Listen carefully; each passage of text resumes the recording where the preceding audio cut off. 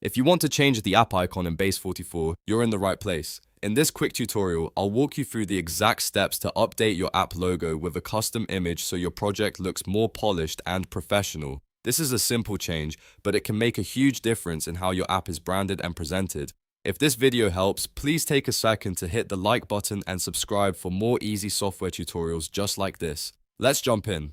First, open your Base44 project and make sure you're on the Preview tab. If you're currently viewing the app preview, you'll need to switch over to your dashboard because that's where the app settings are located. Once you're in the dashboard, scroll down until you find the App Settings section. This is where Base44 keeps the customization options for your app, including branding and logo settings. Now look for the Edit Logo option and click it. This will open the logo editor, where you can replace the default icon with your own custom image. Next, choose the image file you want to upload from your device. For best results, use a clean, high-quality image that fits well as an app icon. A square image usually works best since it keeps the logo looking sharp and centered.